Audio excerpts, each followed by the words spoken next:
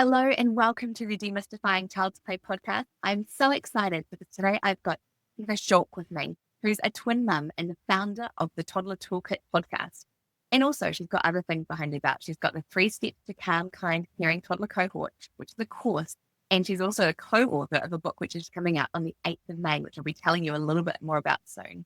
It's called The Perfectly Imperfect Family, Real Solutions for Mindful Parents Navigating Today's Biggest Challenges, which I'm sure you are all about. She has a master's degree in education and is taught from pre-K through 9th grade for 10 years.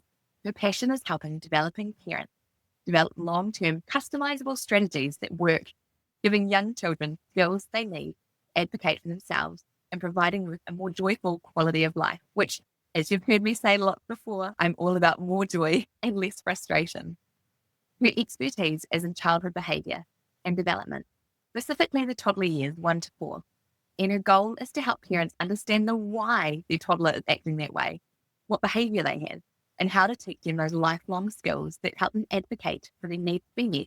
They have more fun, be more joyful, and we can strengthen that parent-child relationship, which, as I've said, if you've listened before, that is what we are all about. So welcome, Heather. Thank you so much, Ruth. I'm so glad to be here.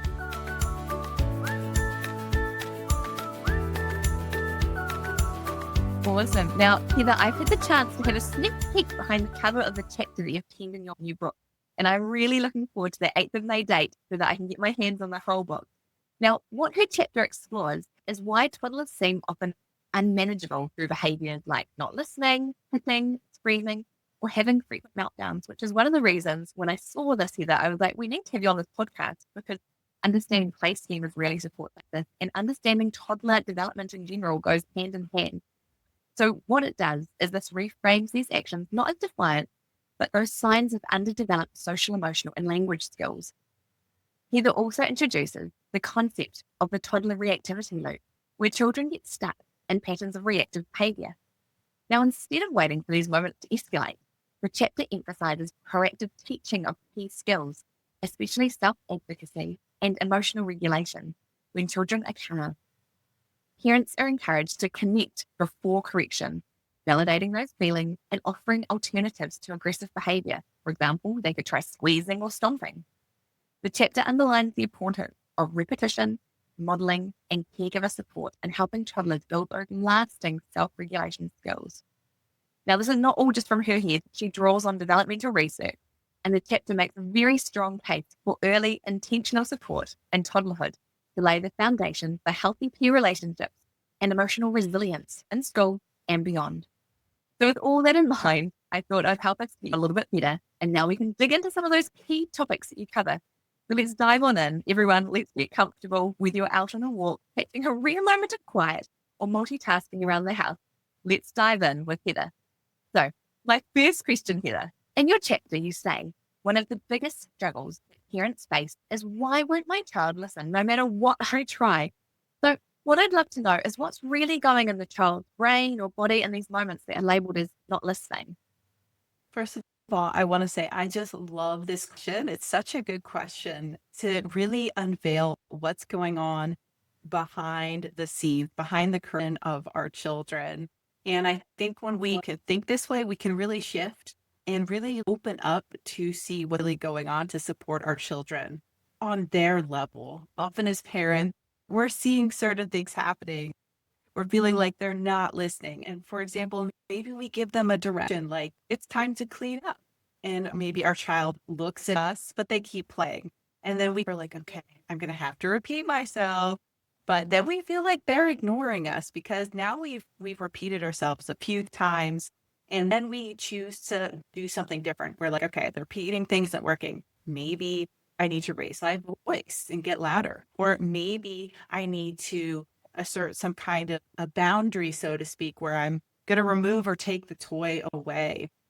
And our toddlers and children can react differently to this. So maybe if we take the toy away or we get louder, they have a melt or they laugh. Or maybe they decide to run in the opposite direction. It's like it's time to put on your pajamas. They run away. They're not available to put those pajamas on. And so we're thinking, what am I doing wrong? I've tried everything. Why won't my toddler just listen to me?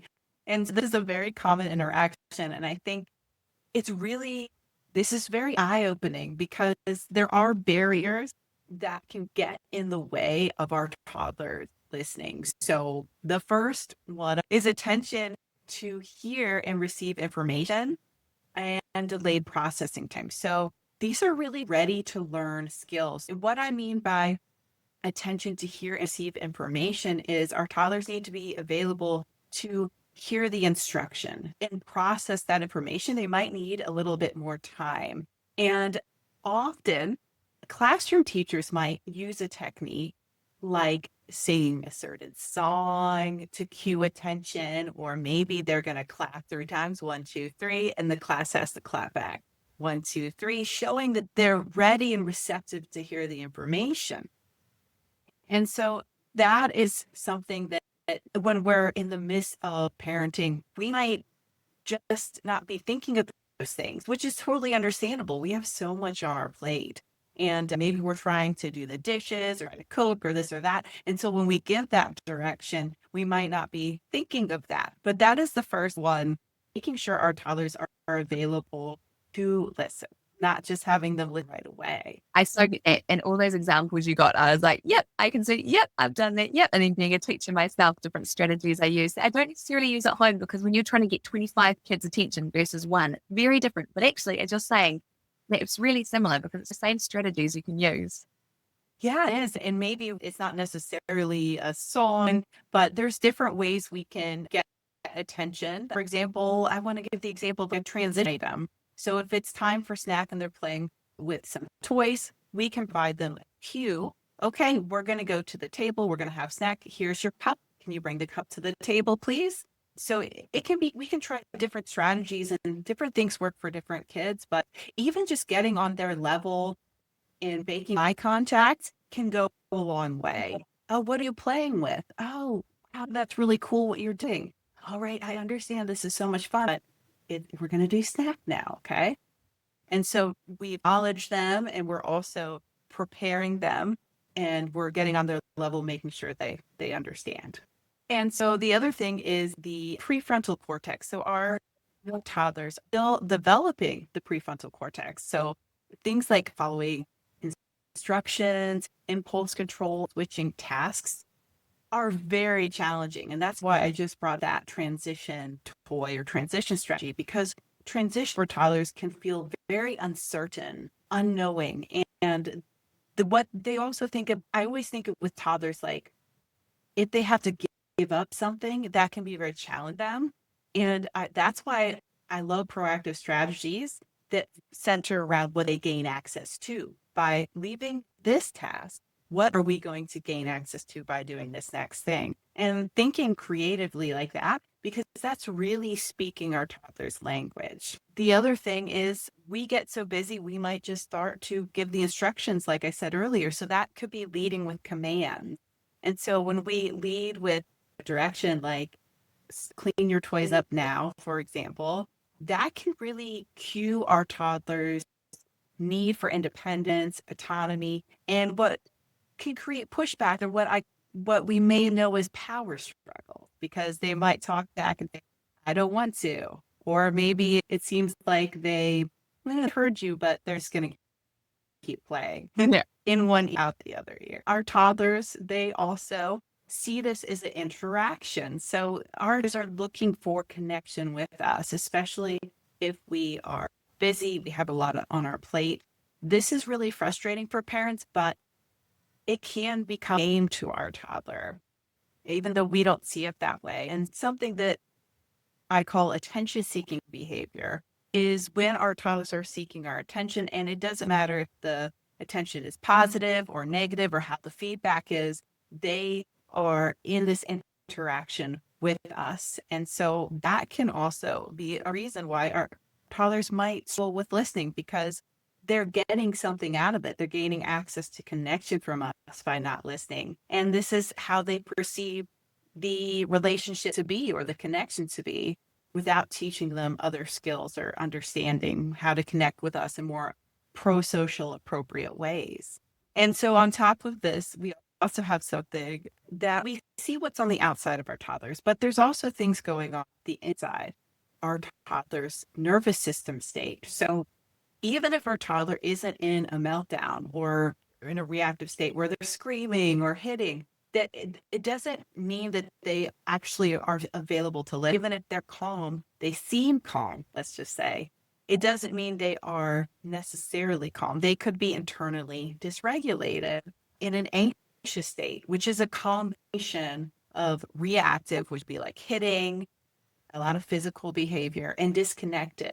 It's like more withdrawn. So when you see toddler when you're telling a toddler, like, stop hitting me, or we don't hit, but they're just looking at you with a straight face and they're continuing to hit, they might be in that particular dysregulated state. So the reason they're not listening is, though they have the straight face and they don't seem like they're in a tantrum, they might not actually be regulated. And I know as adults, we can be like that too, right? Where maybe we're really nervous about a presentation or something, and inside our stomach is twisting. We don't feel so good, but maybe the audience has no idea actually how uncomfortable we're feeling, but that there's things going on behind the scene with our toddler there and their nervous system.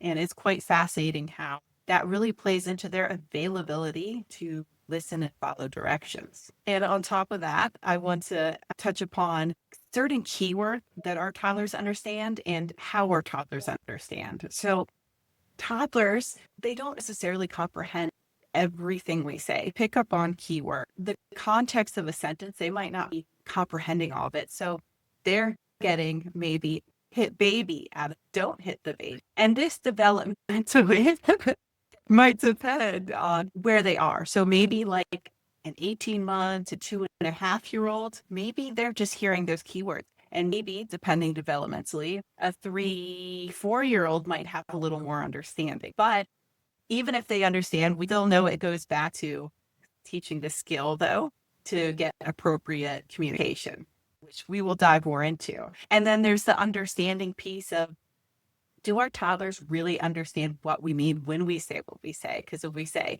oh, you need to have gentle hands, maybe they don't understand what actually gentle hands mean, because gentle isn't a concept relative to their world, and we haven't crossed the bridge to teach them that. Another thing is consequences to actions. They might do something because into cause and effect learning. And Ruth, I know you talk so much about that with the Platos, and that's really your field and avenue there. But that is another thing that really plays into it. And it really boils to toddlers lack communication and social skills. So they often do resort to hitting, throwing, and what we perceive as not listening as well, and escape behaviors where they're running away or they should be not following through with the directions given. Yes, all that you've just talked about. People are watching the video. You've seen me nodding and nodding. There's so many times you've been talking about examples of, yep, I've seen that. Yep, I'm seeing that. Oh my goodness, that is exactly right. So before we go to the next question, if people are wanting to contact you and find out more about this, where do they find you? Yeah, sure. So you can find me at Heather Schalk Parenting on Insta or Facebook. And my website is heatherparenting.com. And that's SCHALK. Perfect. And I'll make sure I put a link in the show notes and in the podcast description so you guys can all find it really easily. Okay, you've got us so much to think about, but what I really want to ask also is about that toddler reactivity loop. So can you explain what it is and how parents can begin to break the cycle in day-to-day life? Because something that I've been thinking about is there's a lot of talk now about how our parents parented and then how we parent and how the community parents. So what do you think about this toddler reactivity loop and how do we break it? Yeah, so I'm very passionate about the toddler reactivity loop. It is a term I've come up with to describe the cycle that our toddlers can fall. They get upset, they're seeking our attention or acting out, so to speak, or they're pushing back with power struggles for independence, let's say. And so how it came about was I noticed my own twin toddlers they were repeating similar things, similar behaviors. For example, my toddlers, when they would get upset, they would cry and scream, it's broken, even if something wasn't broken. And it was a cue that they were being dysregulated. We were talking about being dysregulated early. So It could be a simple action like hitting or a simple phrase like, it's broken, that you cue into and say, I've seen this before. Okay, I'm noticing a pattern, such as throwing toys, dumping food, or talking back.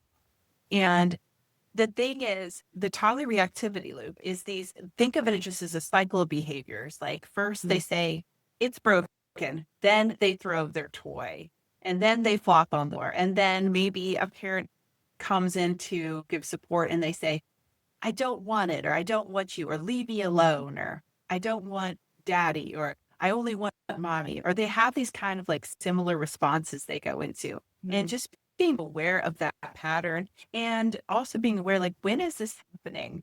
The other kind of fascinating thing about all these behaviors is we think that is the behavior itself is the root cause or the why of their behavior. They're hitting because they're hit. That's why. Or it was the toy that upset them. That's why the toy caused the problem. But often those things are just symptoms. They're not actually the root cause of the behavior. And if we look at all behaviors communication, we can, what is my toddler really trying to say? And our toddlers are in a reactive state. So to get out of that reactive state, we really need to look at breaking the cycle, shifting to being proactive and helping them with what they're struggling with. And I have an example just to share how this can get set up or triggered and our toddlers will start reacting. It was a beautiful day. My husband told my boys, oh, we're going to do these really fun remote cars at the park. And the boys were so excited. And at this time, they were about 2.5.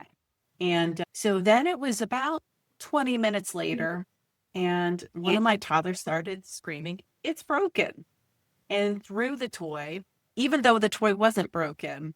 And my husband was like, why is he doing that? Like, why is he saying it's not broken? Why is he just getting so frustrated over this? And I realized it had nothing to do with the toy or the toy being broken. It was so hard for him to wait to go to the park. He really wanted to go to the park. And so that waiting created the stress and dysregulation, and it went into this loop. And that's the loop that he often goes in when he gets overwhelmed, stressed, or pursued. And that is go-to saying. Another example would be like, let's say we're at the beach. It's a beautiful day. Two siblings playing with sand toys. And all of a sudden they start fighting over a shovel.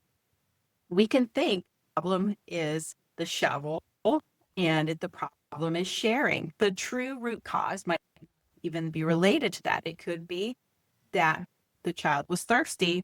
And one way to know is as soon as they have that water and maybe they're dehydrated, they went back to playing very calmly. And it really had nothing to do with the shovel. So that is, it's just so helpful to see the pattern, because I think then it can really help us step out, more like observing it happen and detach from it and taking it all personally. Like, there's doing all these things, like it's reflecting parenting, or my toddler's doing all these things because I'm not a good enough mom. Like it can take that out of it and go, no, this is just what my toddler knows how to do, and they're just repeating the pattern.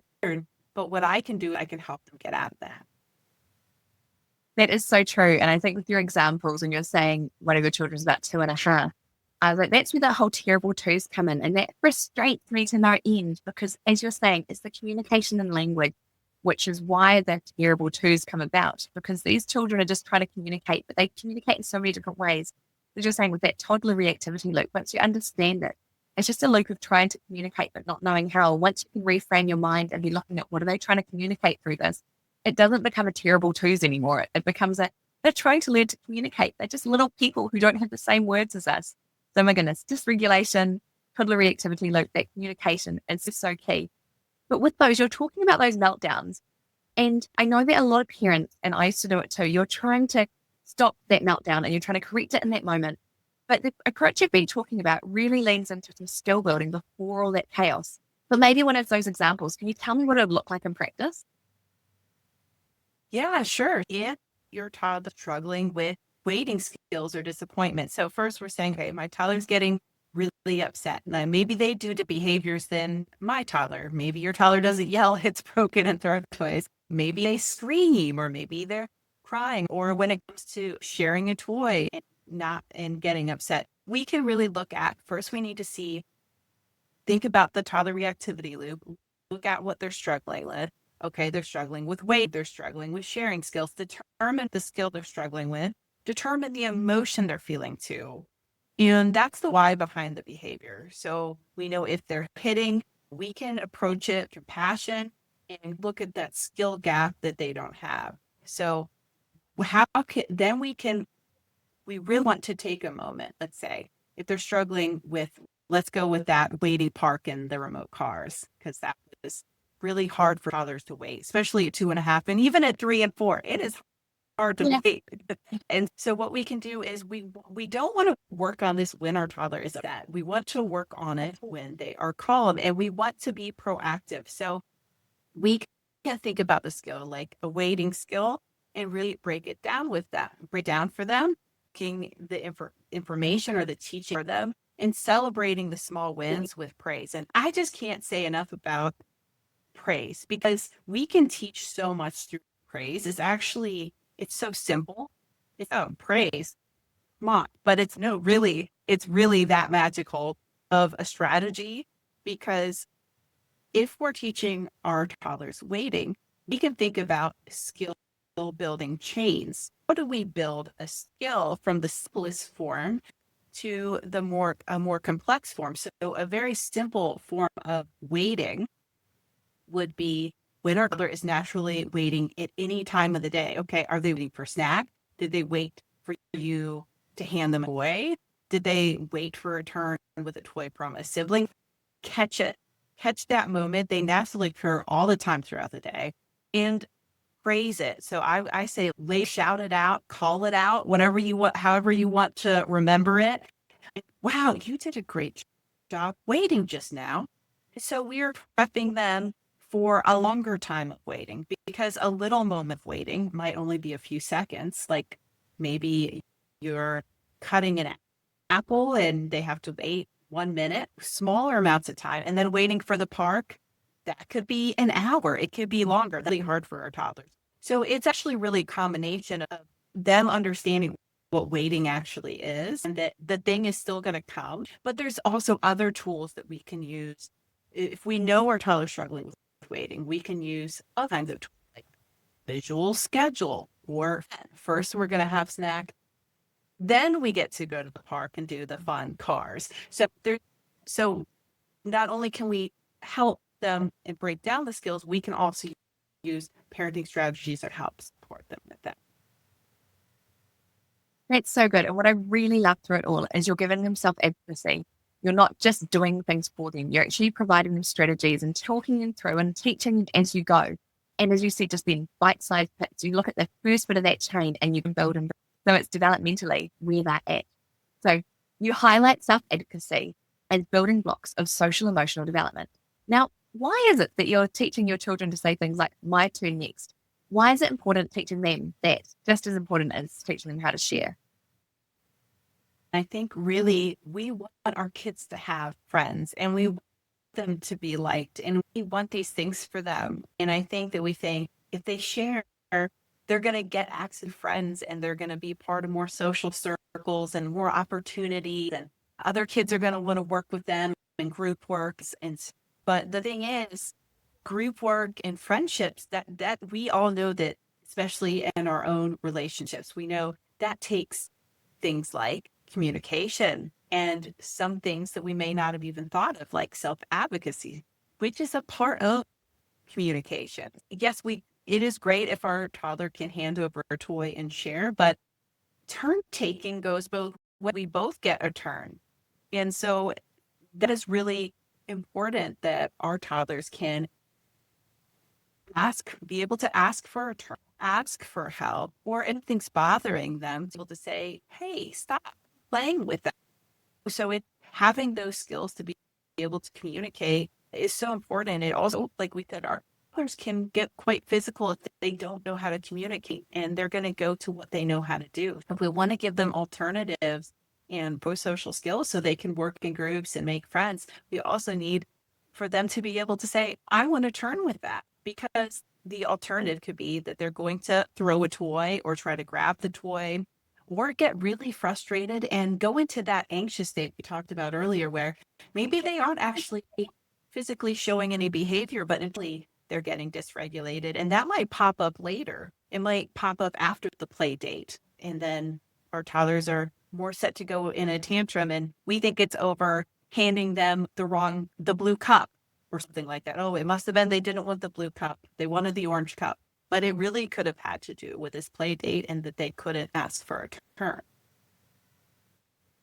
That is so true. And self-advocacy is something that is been around forever, I'd say, but it's relatively new in the parenting and education space. That I know when I was a child, it was sharing. You had to share, you had to learn about things. That whole self-advocacy wasn't as much of a big point. When now it's being brought in, which I love, because as you're saying, it just shows the child that they have the right to want something and actually have that turn take and go both ways. I especially notice that when it's a younger and older sibling, and quite often the older one always misses out and loses out because they have to share with the younger one. You have to share. But actually say, yeah, you do need to share, but we're going to get a turn again. And having that self-advocacy when they say, hey, actually, they've had it for a long time, or I actually was in the middle of playing. I don't want to share right now. So important. Okay, last thing I want to bring up, because one thing you were saying is about having that connection before correction. So I know all of us have had different experiences where we've been in the middle of this really big tantrum or a big power struggle or something that's with big emotions that are blowing up at home, or probably worse, in the middle of the supermarket. So what would be some of those first steps you could do to have that connection in the moment? Yeah, so I think we want to go to the not cool thing we saw. It wasn't cool that they threw the blocks. It wasn't cool they hit their sister. We want to go right to that. And it's understandable because those things can be dangerous. Other people have feelings and they could be hurt. So we want to protect all that. So it's quite understandable why we get to that space first. But the thing is, if we do connect first, we can actually gain more knowledge into why our toddlers are doing what they do, and we can better help them make better choices next time. I see that you threw the toy. I'm wondering if you're feeling frustrated. Is something bothering you? Can you show me what it was? I think when we get that we really master communicating, or you don't even have to master it, just when we really just try to communicate a little bit more, it's amazing what we can really find out. And I have two stories. So the first story has to do with one of my toddlers was playing with his brother and another friend, and he got really upset. He threw a bubble blower toy. So just a toy, handheld toy. They press a button, it blew up bubbles. He threw it, it broke, and somebody could have got hurt. When that happened, instead of obviously need to make sure everybody's safe. So if we need to remove items or objects for safety, obviously, of course, but instead of coming at him like, why did you do that? That's full. Going to that more curious mindset and saying, what happened with the bubble blower? And really phrasing it in a way that isn't shutting down their brain. Because when our toddlers get stressed out or when they feel overwhelmed, their brain can shut down. The language side of their brain shut down, and they're not going to be able to respond. So that's why it can be important for us to take a breath and come to them. What happened with the bubble blower? And so my son was able to tell me that the bubble coming out right, and he got really frustrated. And for the tolerance, he actually has a pretty low frustration tolerance, so he gets frustrated easily. It's something a skill he has to work on. So his go-to was to throw it. And so when I understood it was really the bubbles were coming out right, he wasn't trying to hurt anybody. He wasn't really trying to break it. He wasn't trying to be a bad kid. And he just reacted to frustration. So when we connect to understand and validate, then we can give the feedback and say, okay, it's not safe to throw. What can we do instead? Then we can implement that teaching. Okay, so we know we don't want to throw it. What are some other ways that we can get help this? Could we ask if it's a babysitter or a teacher, can we ask them for help? As a parent, we can ask them for help, or we can say, it's not working? What are some things that we can say? And sometimes our toddlers, depending on their age and developmental abilities, they might be able to actually give us ideas about what they can do. And it's not always us telling them. And then I have another story, the spilled milk story. So toddlers, as we say, they love cause and effect. They love to just do things. And some things are very messy and consuming to fix, clean up. And it can be frustrating. But one of my toddlers, he was throwing his milk and it was becoming a regular occurrence. Milk all over the floor. I tired of cleaning the milk. So one day I had the idea that I really wanted to connect instead of correct. And that's where my whole idea about connection over correction came from, was from this story when it happened. And so he threw the milk, it spilled out everywhere. And instead of saying, stop throwing like I usually did, or throw the milk, I decided to ask him, oh, I see you threw milk. What was going on when you were throwing the milk?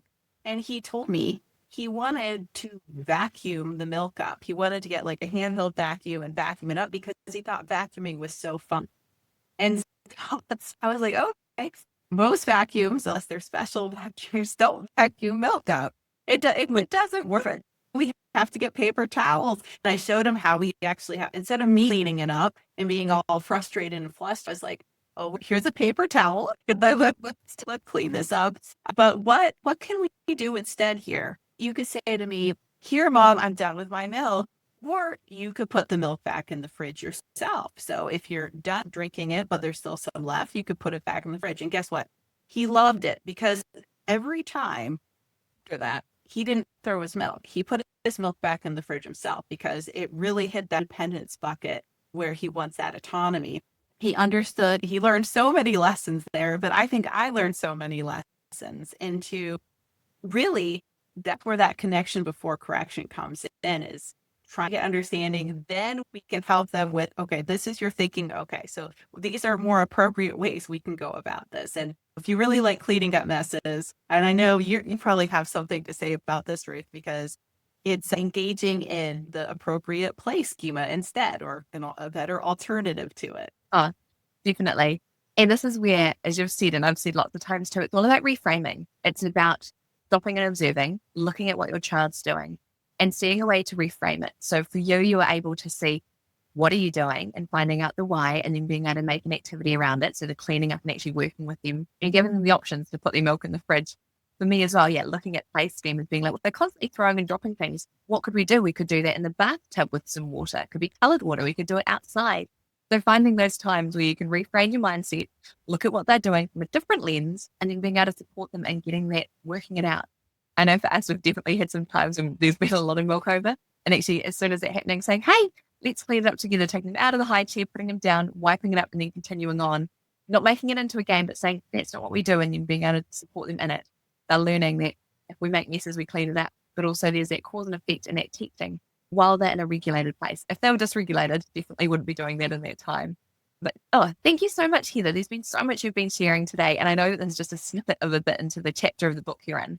As I said at the start, this book is out on the 8th of May in Heather's time zone, and it's only $1.99 US when it launches, just for the first 24 to 48 hours, I believe, which I know is a significant discount of the full price. So I've got an alert on my phone to make sure I log in and purchase it when it's at that awesome, amazing price.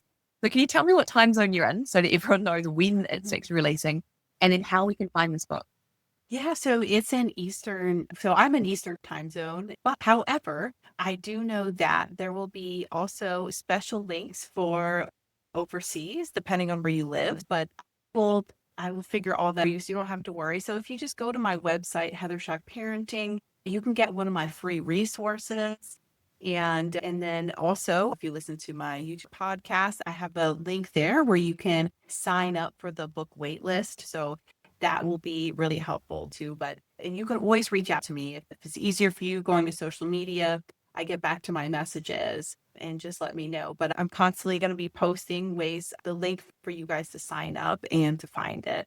And definitely don't worry about the time zone. We'll take care of that for you guys. Make sure you get the special deal. Perfect. Thank you so much for your time today, Heather. Thank you so much for sharing all of your knowledge with everyone, and for taking the time to write a chapter in a book, because I know that is no little feat, especially when you've got toddlers at home. So thank you so much, everyone. Thank you so much for listening. And remember, today is a great day to play. See you later.